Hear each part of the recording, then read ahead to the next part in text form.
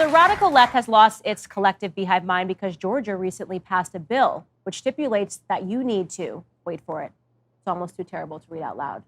If you're watching this at home, please take a seat. If you're driving and listening, please pull over your car. Ready? The state of Georgia wants people to have ID to vote. Now, for those of you that are sitting at home thinking, oh, wait a minute, Candace, don't we need ID to do virtually everything in society?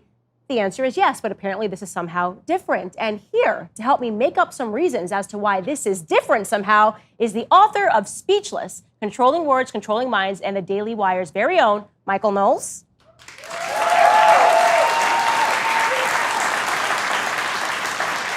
The host of Blaze TV's The News and Why It Matters, Sarah Gonzalez. And you may know him as the king of memes on Instagram, or DC Drano, Rogan O'Hanley. Michael, I'm going to start with you. Could you please explain to my audiences why it is easier for you as a white man than it is for me as a black woman to get an ID? Because I as a white man I'm the only creature on earth that possesses human agency. This is actually what the left is saying, right? The left is saying that white men are the only people who can will and think about anything, and that every other group of people are just passive participants. So there was a line they said the other day. They said, if a black man attacks an Asian man, do you know why he's doing it? White supremacy. Yeah. How? I'm not quite sure. Sure. But really what you're saying is then everyone else, they're not even people. They don't even have a free will of their own. It's all just white guys. I'll take it, but it seems kind of rude. It seems a little bit rude. And you have to appreciate, by the way, the audacity of this Washington Post headline, which I feel we have to pull up. It says, getting a photo ID so you can vote is easy, unless you're poor, black, Latino, or elderly. I have to say, I recently switched states, and now I'm a Tennessee resident, which I'm super proud of.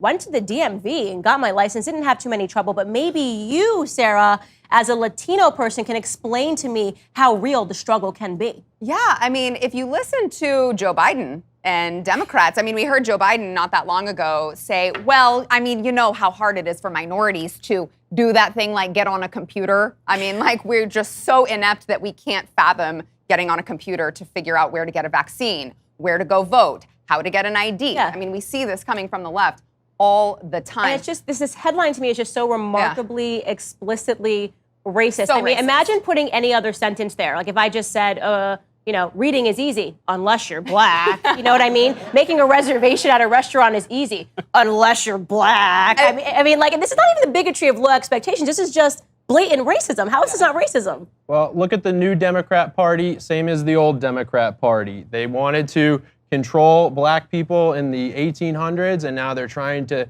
do it again, thinking that they can't think for themselves. But the statistics do not back it up whatsoever. Overwhelmingly, over 70% of people believe voter ID is a positive thing, a good thing. A majority of people in Georgia support their new law. And, you know, it's just, this is just how Democrats are treating people. They don't think they can do it on their own. Well, my favorite part of the article, by the way, was the fact that it said elderly. Like, do they think that old people, like, are born 65? Like, they haven't had ID their entire life? And it's like, once you turn 65, you're like, I don't know, everything's gone. I don't know what to do. It's just ridiculous. Well, Candace, don't you feel grateful that we have the white saviors to save the day for us? Yes. That's always what it is. Yeah. It's always the white people telling us what we need to feel, what we Right. need to think, where we need to go get idea. Right, and I have to say, actually, that this particular one, it didn't actually stick with black people. Usually Democrats are able to drum up enough faux outrage that black people take the bait and they take to the streets. But this time, minorities were like, nah, I'm going to sit this one out. I actually have ID right here in my back pocket. So, of course, Democrats decided to press corporations to take a stand, which resulted in, of course, the MLB, which usually hosts its All-Star game in Atlanta, being among the first to cave publicly, announcing they were going to move the game out of Atlanta. Pretty sure Atlanta is like an all-black city. It's a very black city. So they're instead going to move it to Denver, which is a very white city. Right. And of course, this is just, in order to help black people, we got to hurt black people, right? Well, beyond that, yeah, they're going to move it in the name of racial justice. They're going to move it from a black city to a white city. But you raised this great point, which is the majority of black people support voter ID. The majority of black people support the provisions of this bill, right? And yet, the Democrats get away with it. Why is that? The majority of Americans on another issue. The majority of Americans want to secure the border, want to reduce immigration, legal and illegal. But the left gets open borders and they push that through. Why is that? It's because they have attained a certain level of cultural power that they are in all these institutions, in sports, in universities, in government, all over the place. So they don't really care. It doesn't matter if 70% of black people support voter ID. They are going to cram this down their throats because they wield political power a lot better than we do. And we're just the pawns. And also, by the way, what I really loved was the corporations that then signed on the dotted line and said, we agree, we're backing this up. Pull up some of these corporations. It's amazing. So we've got Uber.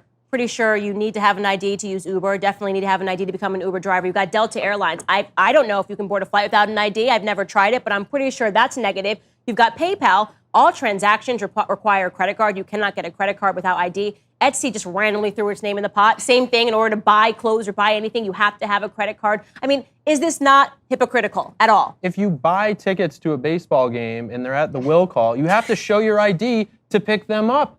And the stats are actually very clear. Black participation in voting increases where voter ID is there. People have more faith in the system. And, there's really no difference between Democrat, Republican. People want fair and free elections. And it's a major problem that we're having in this country right now. People have lost a little bit of faith, and Georgia's trying to restore them so that when these leaders are elected, people say, you know what? That's who won. That's who's going to govern our state. Which is why I think that when it all shakes out, I do think that eventually the pendulum is going to swing back the other way because, as Rogan pointed out, there's new polls that show that overwhelmingly voters, and this is even splits of Republican, Democrat, and independents, they all believe in voter ID. They all believe in secure elections. And more importantly, they all overwhelmingly think that corporations should not get into politics. Right. And I think that, just as Michael Jordan said, Republicans buy shoes too. And I think that the more that these corporations go out and do this, the more that people are going to vote with their money. And let me ask, do you think that the corporations are afraid?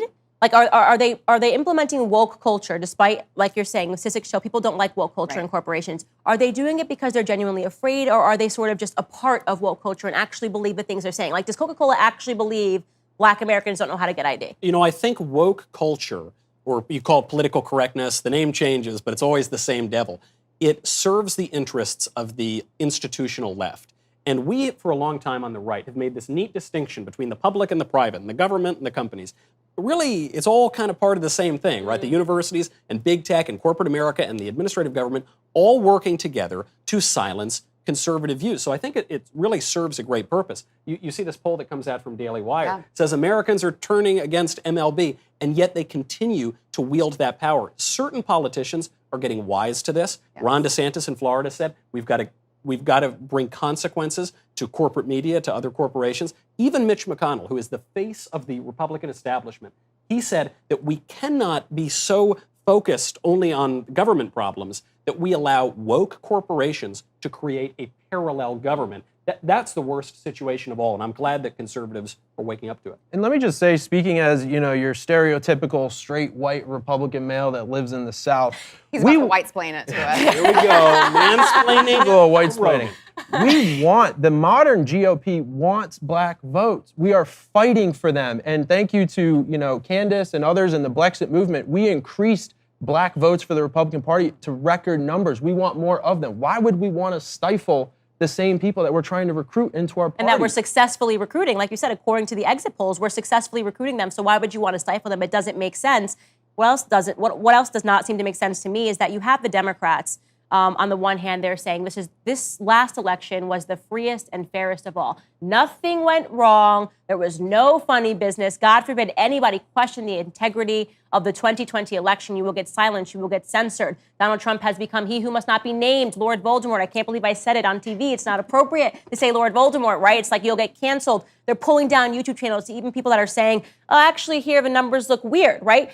So then let me ask a question. If it really was that Joe Biden is the most popular president of all time, right? He's got more votes than any living or dead American president ever. He might be both. Right? Yeah. He could very well be both, right? Why do they have a problem with election integrity, right? The only people who don't want to show ID when you go to a bar are the people that are under 21 years old, okay? Bingo. If you have your ID, if you're over age, then you just show it, no problem. It's a move being pushed by the establishment in D.C., by the establishment in Hollywood, because they know that's their only ticket to pull some funny business in elections. Once people just have it clean cut and have your ID shown, you know, Republican ideas tend to win. A lot of people are looking at America First policies and really liking them. So they're trying to stifle it and trying to limit how many people can vote for it. And now they're changing the language and they're saying, oh, it's the rural blacks that don't have access. And somebody actually tweeted at me. They were like, well, Candace, people that live in rural areas, black people that live in rural areas, their houses are so off the beaten path, they don't have access to a DMV. And I'm like, did you say houses? Because you actually need an ID to buy a house. Like, are they renting that house or buying that? I got to assume that these people have a little bit of ID. And it's just, there's just no excuse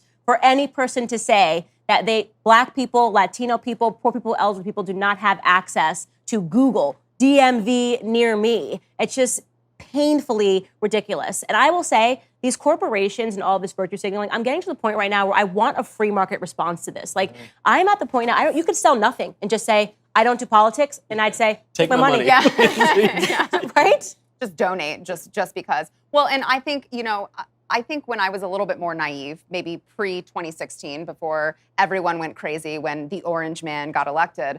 I must think, not be named. Yes, exactly. Sorry, Lord Voldemort.